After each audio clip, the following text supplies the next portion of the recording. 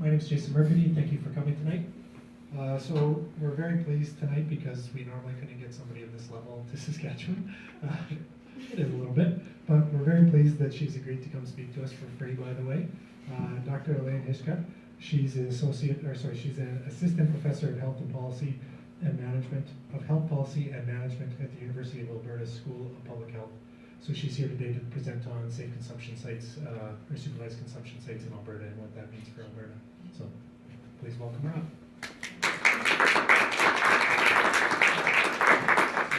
I forgot to say thank you to Lori for hosting the event for free, and I'd like to acknowledge that we're on Treaty 6 territory in the homeland of Métis.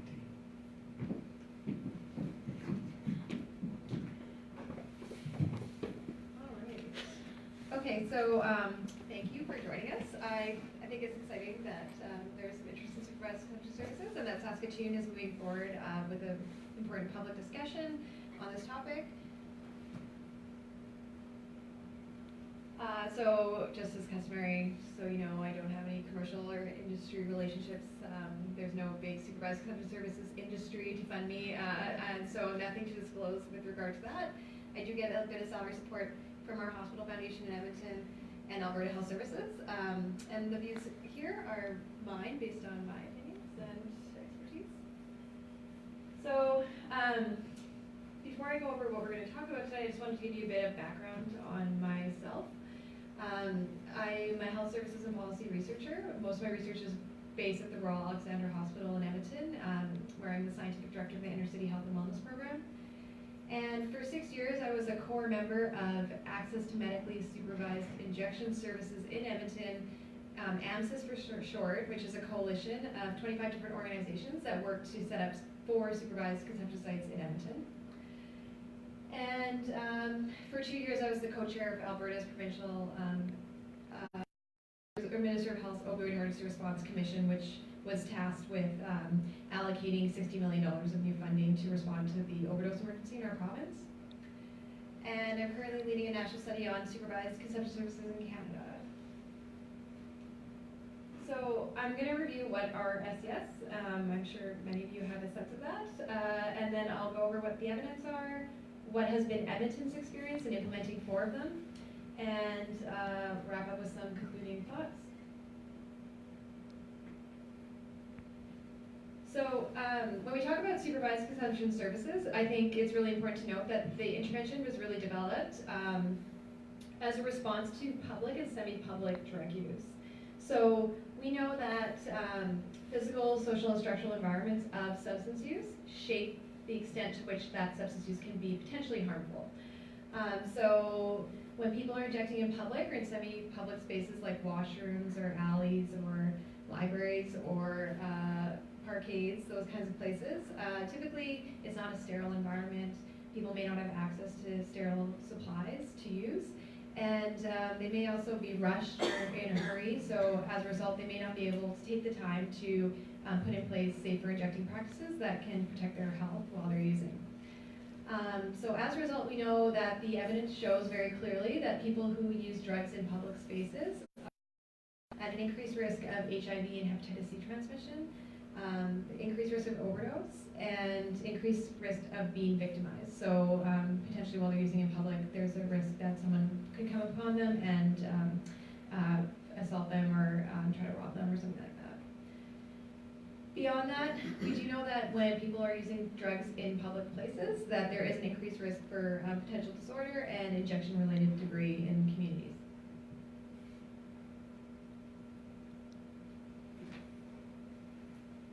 So supervised consumption services are one way, a strategy, a very effective strategy for reducing the harms of public drug use. So we've actually had supervised consumption services for several decades now. The first one was opened in Bern, Switzerland in 1986. And as of December 2018, there were 117 of the services operating internationally.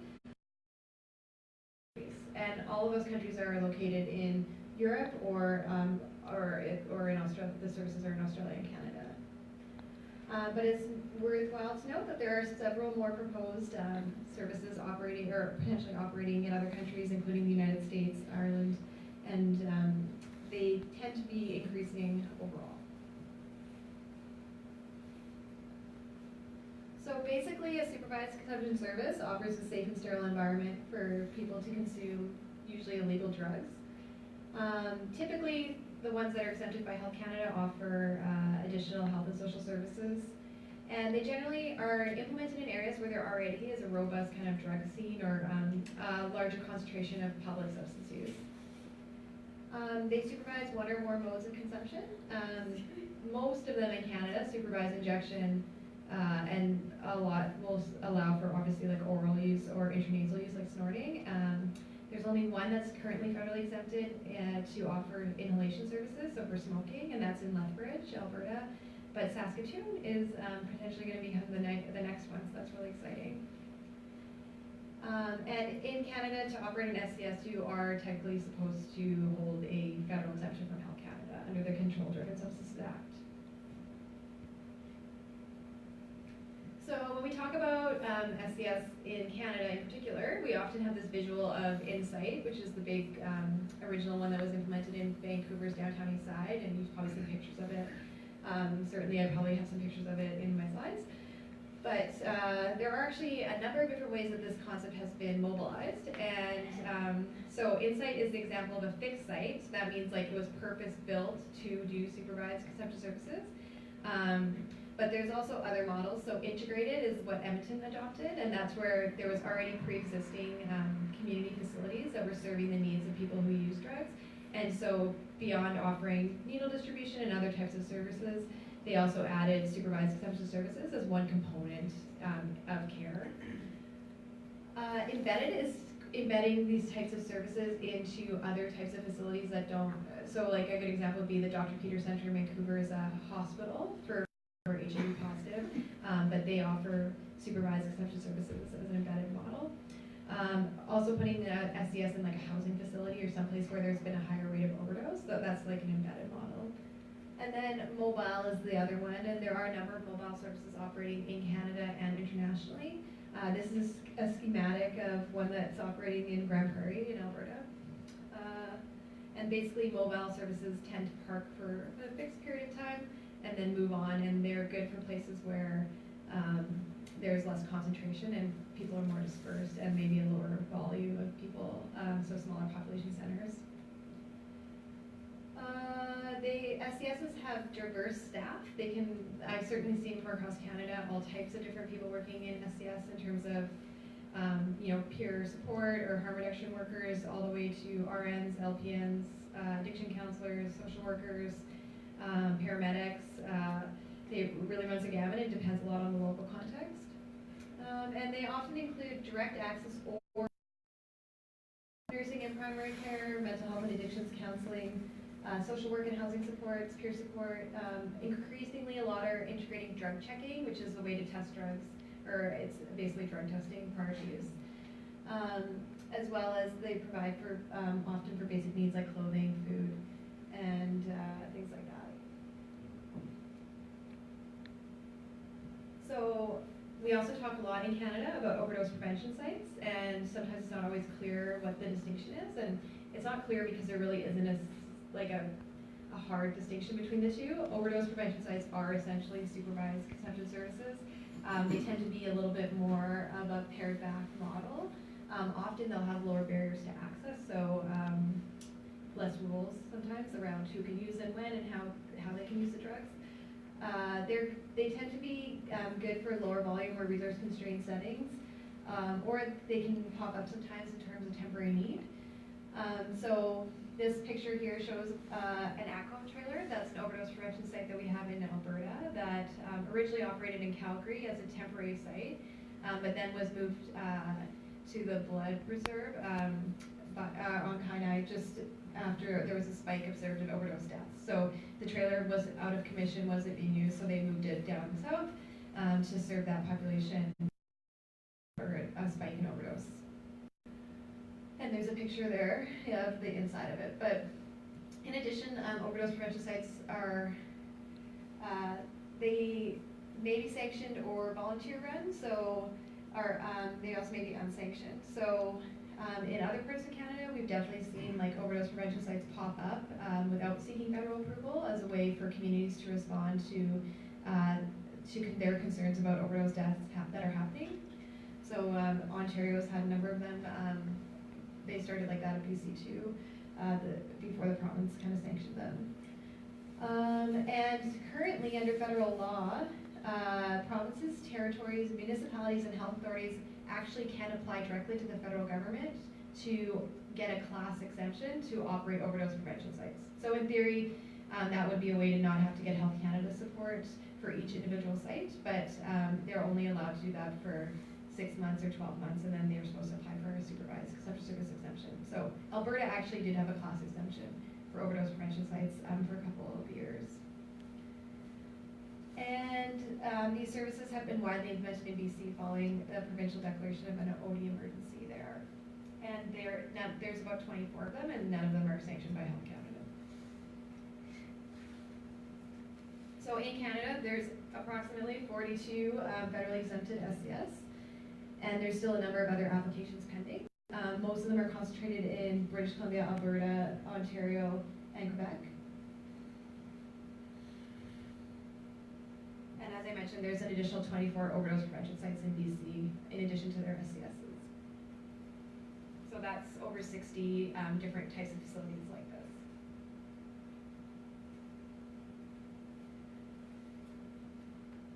So I just wanted to take a few minutes if I talk to go over some of the main evidence that supports supervised consumption services from the academic literature. So there has been a number of different reviews conducted out of British Columbia at the BC Centre for Substance Use. And so they looked at public health and public order outcomes related to the services, and their review included 47 studies from 6 different countries. But it's important to note that the majority of the research in this area has really been conducted on Inside Inmate or Sydney's Medically Supervised Injecting Centre, which is in the King's Cross neighbourhood of Sydney in Australia.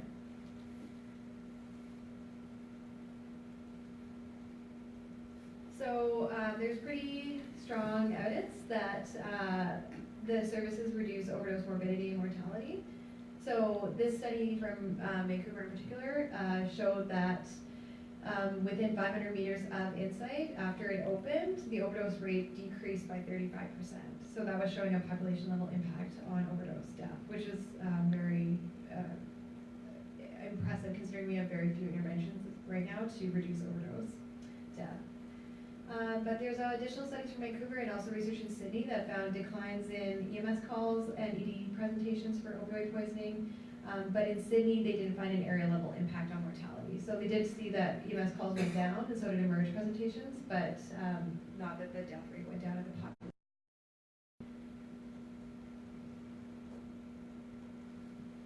And this was not included in that systematic review, but I think it's worthwhile to note. It just came out a couple months ago. In BC, they were trying to figure out, they've poured a lot of money and a lot of time into implementing new interventions to address the overdose epidemic. And so the main interventions that have gone in BC are naloxone and opioid agonist treatment. So that's like medication treatment with methadone or Suboxone.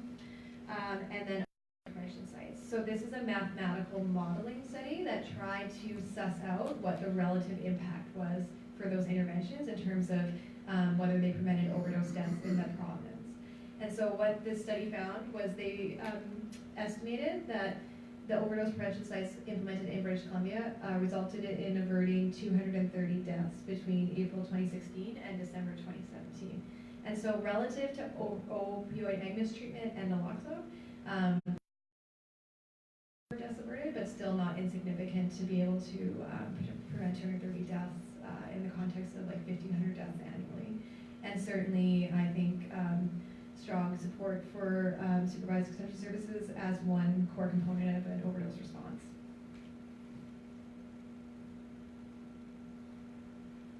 So people who use supervised consumption services report, and there's research documenting reductions in syringe sharing.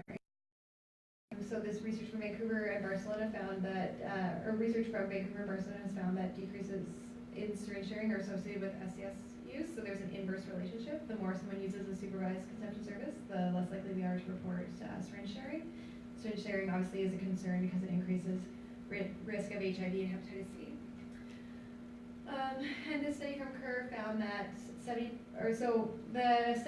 that evaluated insight, this is part of it, a big study, and it resulted in over 50 peer-reviewed publications. And it was really robust because what they did was when the service opened, they recruited a cohort of people that were randomly selected that showed up at the service to participate in this research project. And then at the same time, they were able to compare the outcomes of those people to people that were in the downtown east side injecting drugs but not using Insight.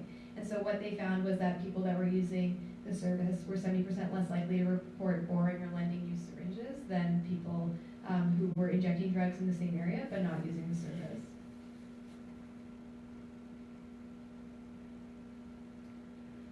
There's also some evidence to support increased uptake into detox and treatment for people that are using SCS.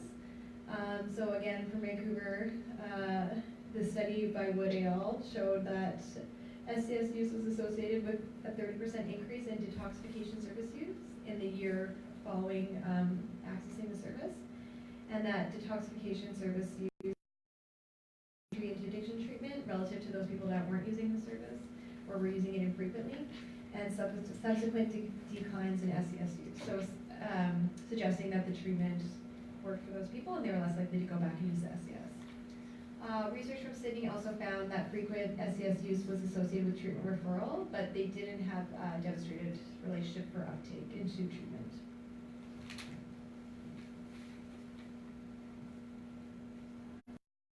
Order side of things, 5 studies from Vancouver, Sydney, and Barcelona report evidence that SCS reduced public disorder. So this one's from Vancouver, and I like this because it has a nice visual. But basically, these graphs show on the left side of the line 6 weeks prior to opening of Insight, and then on the right side 12 weeks post. So the first graph shows the use of the facility. So that's going up as after the site opened, more and more people were accessing it. And then below that, it shows the rates of public injection that was observed in the city blocks around the service. Publicly syringes and injection-related litter. And so basically, you can see there was a significant and sustained decline in those things after Insight opened.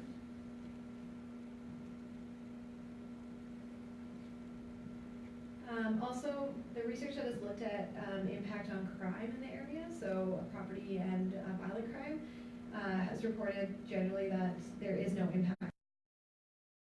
Studies from Sydney and one from Vancouver found no increase in police-reported drug crimes, thefts, or assaults. And there was also an additional study done in Vancouver that found no link between frequent SCS use and recent incarceration. And then, of course, we always have to talk about the cost. We talk about healthcare. There has been a lot of studies actually looking at cost effectiveness of supervised consumption services. Most of them have focused on Insight in terms of facilities, but there's also been a lot of prospective work done that has estimated whether potential services would be cost effective. And I think I saw some for Saskatoon too in the literature. But generally speaking, all those studies have concluded that the services are cost effective. And the range of estimates varies. But generally, when you look at the research on Insight, for example, they tend to say that based on averted HIV and overdose deaths, that this facility saves anywhere between $200,000 and $6 million per year, depending on how conservative they are in their estimates.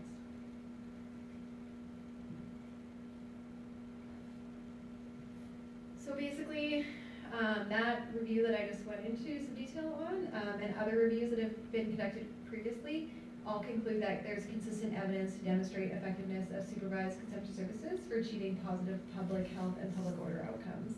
And also worth noting that there hasn't been a single recorded death at an SCS internationally.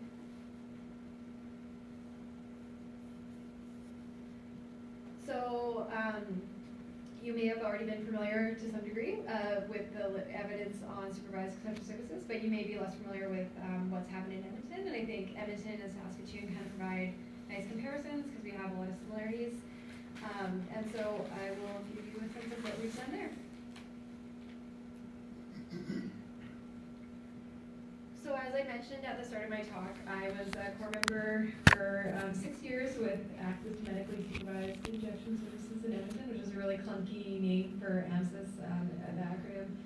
But basically, We were 25 different organizations that included people with lived experience with substance use, as well as family members with lived experience, as well as community agencies, health and social service providers, public health people, municipal government representatives, the police were part of it, provincial government, and others, as well as myself. And we, in those 6 years, undertook a number of different activities in preparation for trying to open supervised consumption services.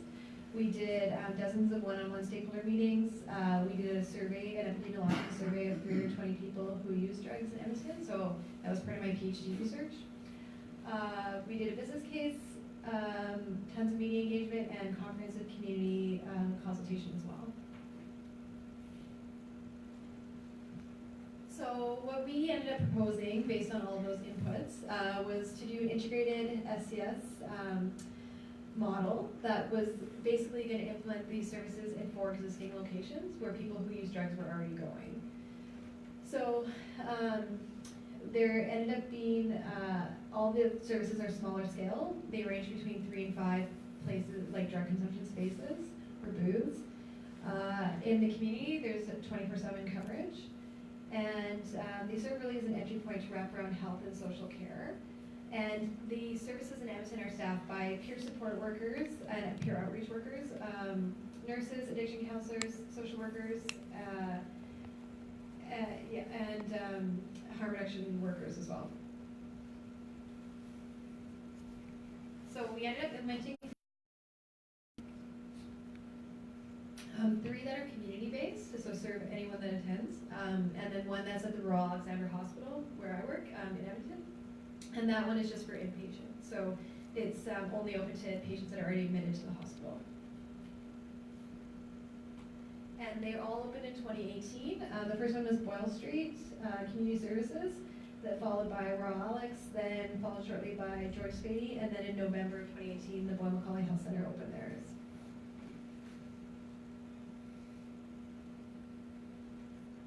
So the 3, I'm going to talk about the 3 community sites first, and then I'll talk a little tiny bit about the hospital site. So the 3 community ones are located at Boyle Street, Spady, and Boyle Macaulay.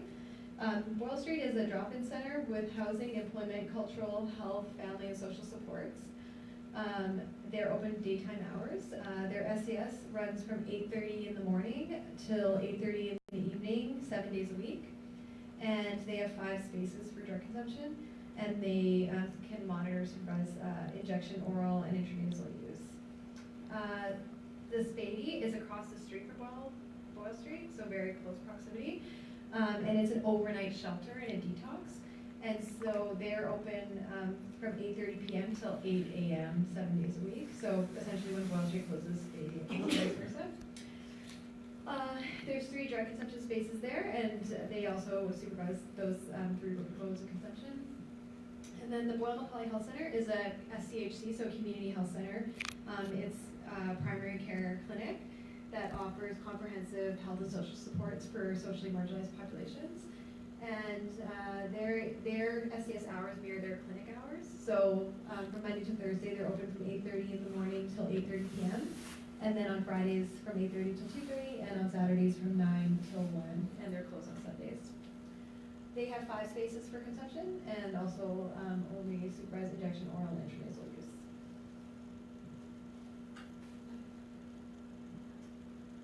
So when the community sites got their 3 exemptions in 2018, there was some public opposition to the idea of having 3, and especially I think there was a lot of criticism at the time, or skepticism maybe around why was there 3 in kind of a close proximity to one another. So when Health Canada gave the exemption, they put in place some pretty strict criteria that the community organizations had to assess what their impact had been within 90 days of opening, which, you know, as someone that helped them compile that report, was very stressful to try to get all the data together in 90 days. But so 90 days and then also a year following. So I'm going to show you some of the information that was included in those assessments. So when we look at community impacts from a service to date, as of November 10th, there has been 78,600 visits to the 3 community-based supervised consumption services.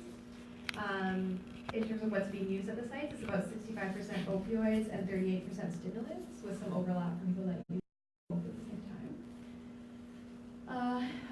There's been 2,029 unique individuals that have accessed at least one of the 3 community-based sites. 66% male, 53% identify as Indigenous, the average age is 38, and only 20% of those unique people, of those 2,000 unique people, have used all 3 sites. So it's interesting because they are in close geographic proximity, but clearly there are some populations within the population of people who are using substances that prefer to access one versus the other location. And to date, the sites have reversed 798 overdoses.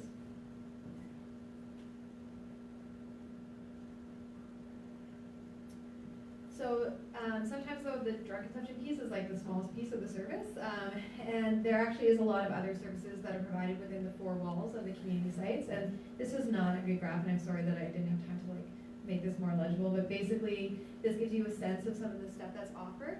On the y-axis, you can see that's 50,000 different episodes of service. So even these little bars down here are hundreds of different people being helped. But basically they provide a range of services, everything from harm reduction, education, supplies, food and drink, self-care, teaching, peer support, mental health care, family-centered care, naloxone kits, hygiene kits, housing, employment supports, first aid, financial supports, wound care, all the way down to STI-related care, and even a few vaccinations, which are too small to show up. But so a large range of services are located in the walls of the SCSs.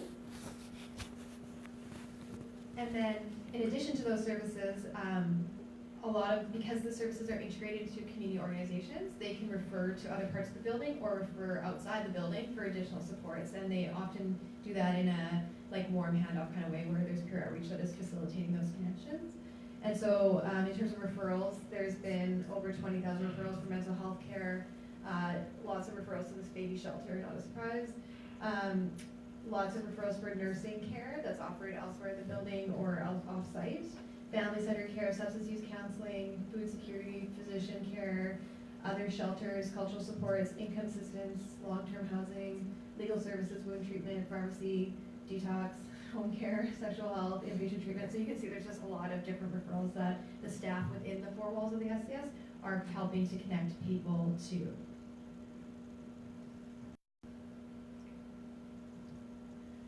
Now, beyond the benefits to the people that are accessing the services, what has been the impact on kind of the surrounding area? So as part of that Health Canada exemption report, and also just because they've been interested in the topic, the Edmonton Police have been really closely monitoring what the impacts have been in the surrounding community. And they've completed a few different reports now that have assessed the impact on crime. But their most comprehensive one was compiled in September, and it was just tabled to our Community Services Committee at the City of Edmonton last week. So I was fortunately able to get it and review it. And basically they looked at crime data in geographic areas surrounding the services. I think it was within 500 meters of the sites. They also looked at, they took some pictures pre-post, over the time that they've been open and prior to it opening, to see if there were changes in what the street looked like in terms of disorder, debris. And overall, all of their analysis, they've concluded that our observations and data indicate these facilities collectively have not increased crime or disorder in the surrounding community. And it's hard to argue against the social, moral, and ethical value of a facility that exists to keep people alive. And then they also report that in the neighborhoods that are home to the SCSs, and particularly in the vicinities surrounding them, that the crime is down around all 3 in the year after.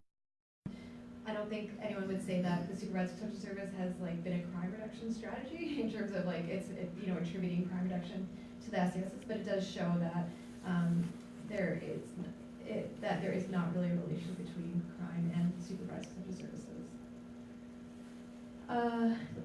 In that crime exists whether or not you have them. And then there's also, they do emphasize, and I think we would agree with this, and I think the Supervised Consumption Services would agree with this, that there is a lot more work still needed to improve the continuum of supports for people who are using substances. So SCS are important in terms of saving lives and preventing death and helping connect people, but you have those places to connect people to. So in Edmonton, we have a real shortage of permanent supportive housing for people that have substance use issues, and so trying to improve access to things like that is an ongoing struggle, and I think something that everyone's.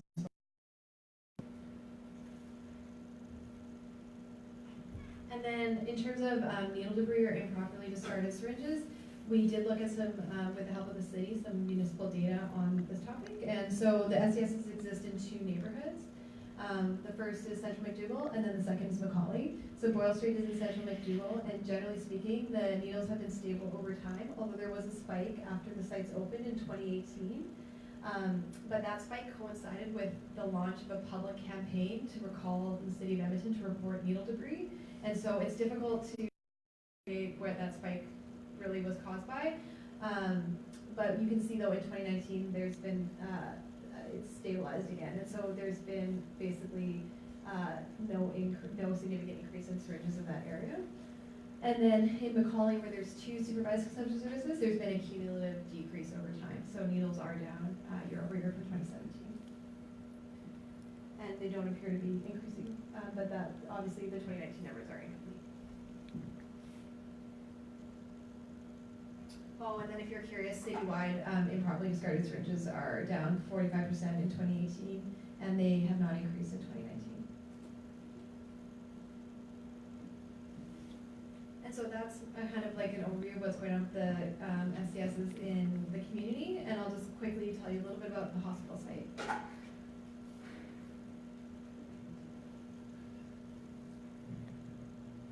So basically we know that 44% of people who inject drugs report that they also continue to inject while they're hospitalized, and that's not that surprising, because just because someone ends up in acute care doesn't mean that their substance use problem is left at the door. Often people will continue to use for a variety of reasons, including because they have addictions. And so the problem though is that when people are using in a hospital environment, it actually can be more risky than when they're using at home or in the community. And that's because they have less access to harm reduction services in hospital settings. They're more likely to be injecting in secret, so trying to hide. So they may be behind a locked washroom door, so if they overdose, it's difficult to help them. And they're also rushing, or they may be leaving the hospital to go use.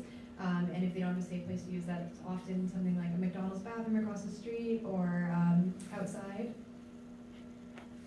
So when abstinence is not possible, and we know it isn't necessarily going to be immediately possible for many people that have substance use disorders, in our opinion, it's not ethical to ignore other available means to reduce suffering, and that it should be easier to access evidence-based health interventions in the community than in the hospital.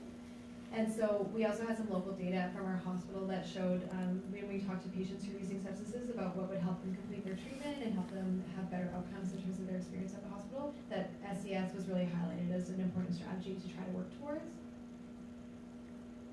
And so we did. Our hospital is over 1 million, well, so we're located north of downtown, which is just north of those, the SCSs that I showed on the map. And we're in a health services catchment that's has a high degree of social marginalization and also above average rates of substance use problems. And the hospital sees over 1 million patients visits annually, including 72,500 ED visits, and we have 846 beds. And we opened our SCS in partnership with the Addiction Recovery Community Health Team, which is basically a comprehensive addiction medicine service that provides a whole bunch of wraparound supports that you get in the community in the hospital setting for people who are using substances.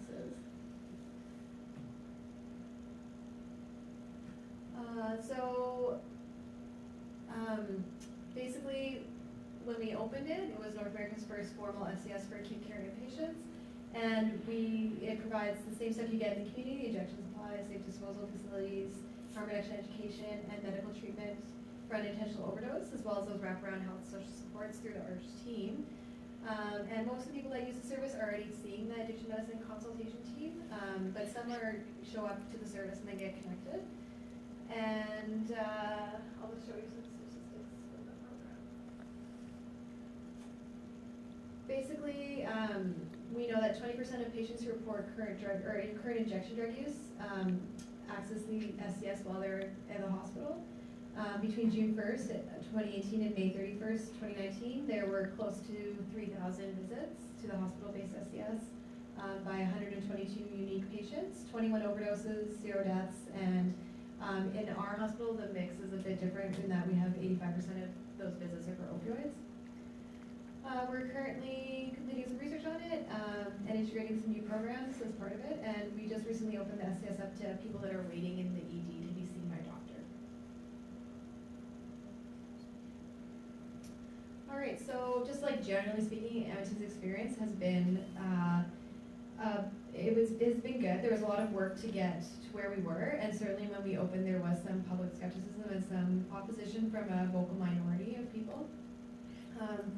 But overall, I think we have been able to demonstrate that the 3 smaller sites that comprise essentially the 1 volume of insight or 1 larger facility has worked well in our community.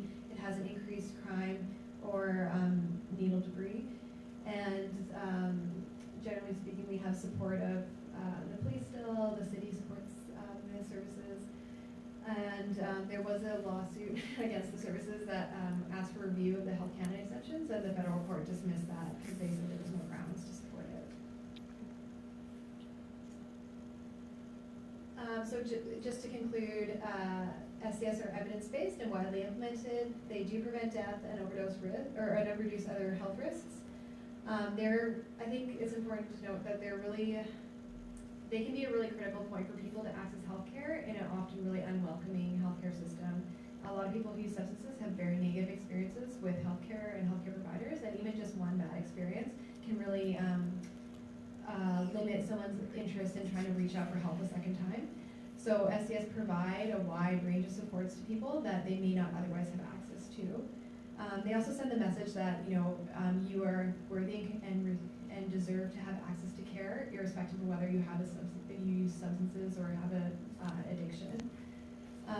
In Edmonton, it was really key to have multi-sectoral collaboration and cooperation, and I think a big strength of how we've been able to kind of implement successfully was having everyone at the table, and that continues to happen. The city convenes a community liaison group that is all the stakeholders, the business association, the community leagues, all the operators, people with lived experience with substance use, public health, and different people, and they all meet quarterly to talk about the issues, and if there's been anything going on, everyone can kind of discuss what their concerns are and plan if there's strategies to address them.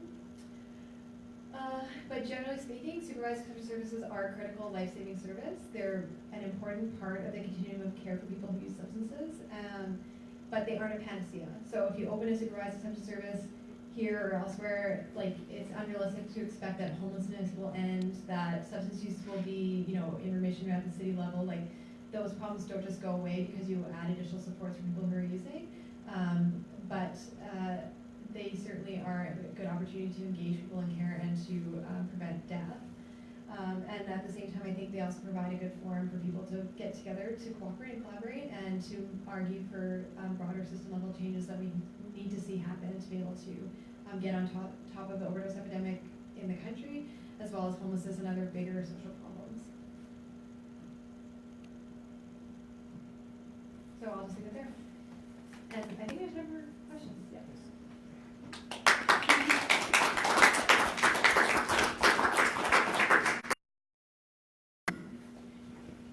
I have a microphone if anyone needs it to ask a question.